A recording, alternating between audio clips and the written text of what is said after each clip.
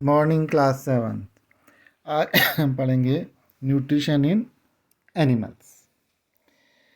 Nutrition in animals. Animal nutrients includes nutrients requirements, mode of intake, food and its utilisation in the body. तो ये चीज़ें हम लोग इसमें कवर करेंगे। क्या करेंगे?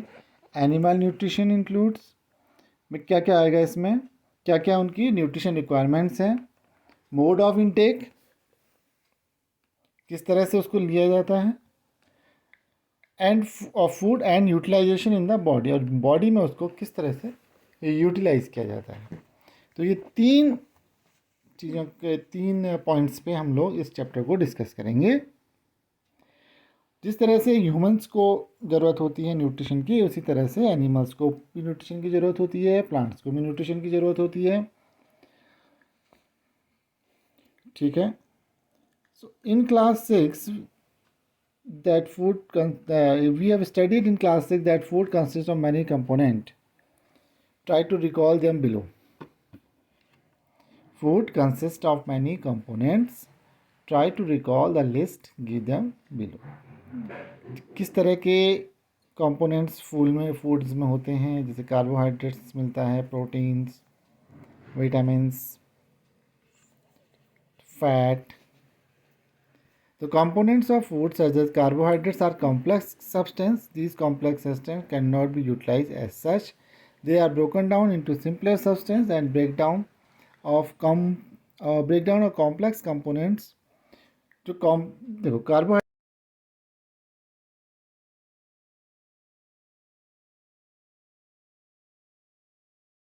करना बहुत ही ज़रूरी होता है। कहने का मतलब क्या हो गया कि कार्बोहाइड्रेट डायरेक्टली एब्जॉर्ब बॉडी में नहीं होगा।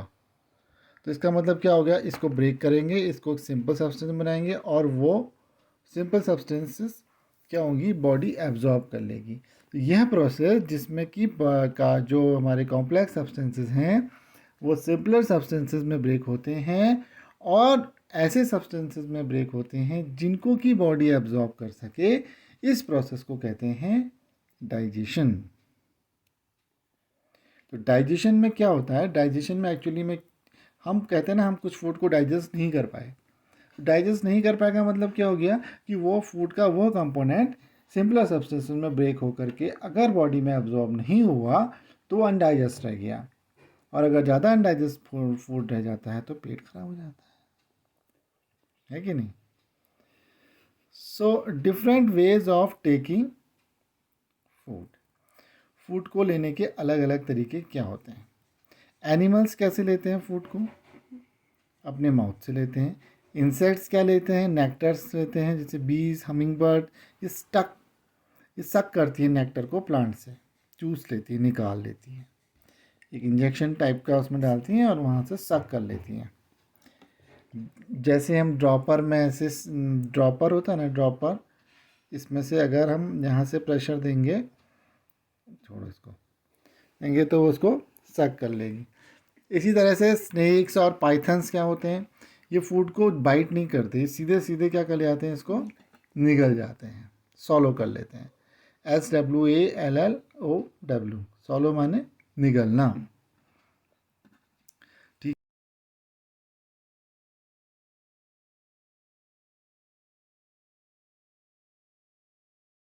ध्यान तो कुछ किस पे रहते हैं? छोटे छोटे पार्टिकल्स पे रहते हैं, जो कि तैरते हुए पार्टिकल में। कौन से एनिमल्स हैं? ये एक्वेटिक एनिमल्स हैं। क्या इनका मोड ऑफ फीडिंग होता है? किस तरह से खाना खाते हैं? इसके ऊपर हमारे पास फिर एक टेबल आती है, टेबल नंबर 2.1।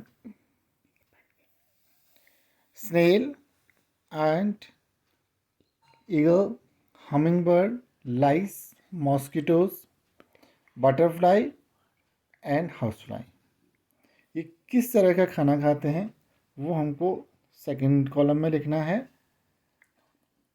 और मोड ऑफ फीडिंग, किस तरह से खाते हैं? मोड क्या हुआ? जैसे च्यू करते हैं, scraping, siphoning, capturing and swallowing, sponging and sucking. तो ये कई तरह के हैं फीड करने के। तो इनके अर्थों को देखते हुए इस टेबल को कंप्लीट करेंगे। इसका आंसर हम लोग नेक्स्ट चैप्टर में देंगे, इसको आप लोग ट्राई करेंगे। Next is there is an amazing fact, इसको पढ़ लेते हैं। Starfish feeds on animal covered by hard shell of calcium carbonate. After opening the shell, the starfish pops out its stomach through its mouth and eat the soft animal inside the shell. Stomach goes back into the body and the food is slowly digested. तो starfish एक अजीब type की प्राणी है, कह सकते हैं। ये किसको खाती है? It feeds on animal covered by hard shell of calcium.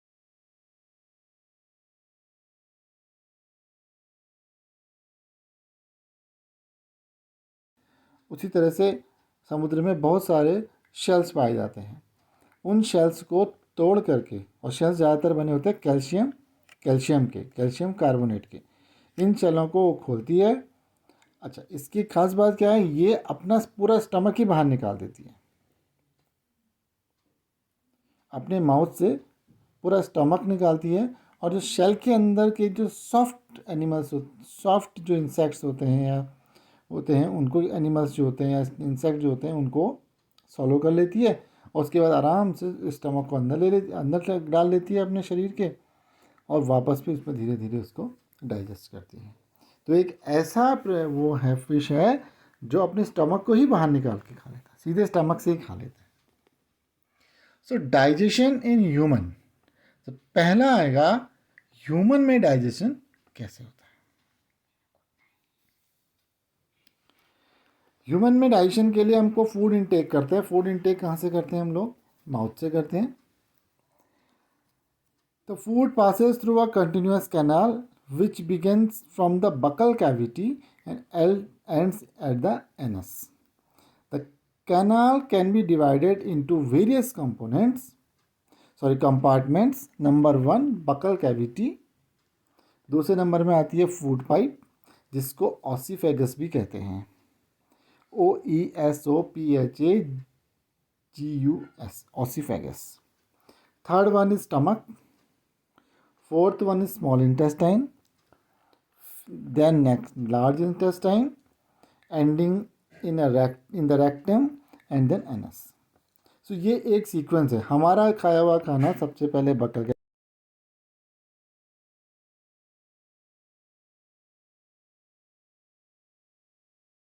Food pipe से स्टमक में, वहाँ से फिर ये स्मॉल इंटेस्टाइन में जाएगा, फिर लार्ज इंटेस्टाइन में जाएगा, उसके बाद रेक्टम में जाएगा एंड फिर एनस में जाएगा। ये सीक्वेंस को आपको याद रखना है कि हम जो खाते हैं वो किस तरह से जाता है।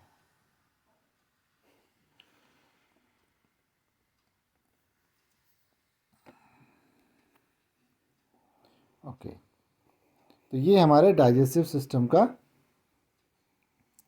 एक,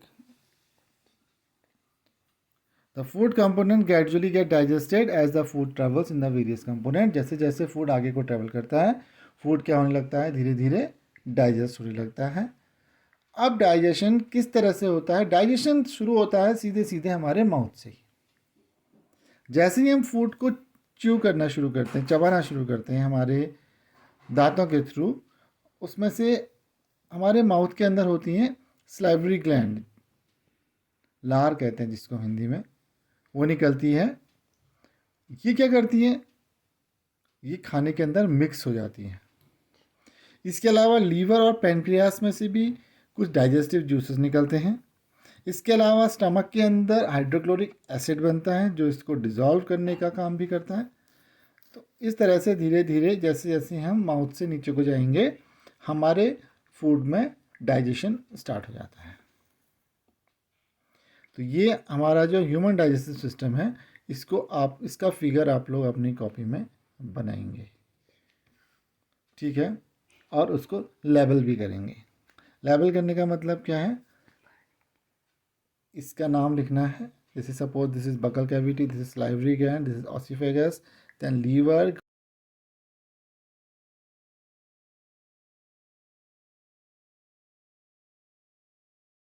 substance of food into simpler substance में ये धीरे धीरे ब्रेक होने लग जाएगा अलग अलग पार्ट्स में, फिर ये जैसे ये स्मॉल इंटेस्टाइन में जाएगा एब्जॉर्प्शन इसका शुरू हो जाएगा। तो अब स्टार्ट करते हैं हम सबसे पहले माउथ एंड बकल कैविटी को आज हम देखेंगे। The food is taken into the body through the mouth. The process of taking food into the body is called ignition. INGESTION। ये जितने भी वर्ड्स इसमें आ रहे हैं ये सारे के सारे इंपॉर्टेंट हैं, क्वेश्चन में पूछे जाते हैं। What is ignition? INGESTION। We chew the food with the teeth and break down mechanically into small pieces. Each tooth is rooted in a separate socket in the gum. Gum means gums. Gums माने मसूड़े. Our teeth vary in appearance and perform different functions. Accordingly, they are given different name. तो हमारे मुंह के अंदर जो दांत हैं वो क्या करते हैं, सबसे पहले मैकेनिकली इस हमारे फूड को क्या करते हैं छोटे छोटे पार्ट्स में डिवाइड कर देते हैं, जिससे कि स्टमक के अंदर डाइजेशन में आसानी रहे। और इस हमारा जो टीथ का स्ट्रक्चर होता है उसमें कई तरह के टीथ होते हैं। ये टीथों का अलग अलग काम होता है। इसको मोस्टली 4 कैटेगरीज में डिवाइड करते हैं, molar, premolar, canine and incisor. ठीक है, तो मोलर टीथ जो बिल्कुल कॉर्नर वाले होते हैं, उसके बाद प्रीमोलर्स, कैनाइन और सामने वाले।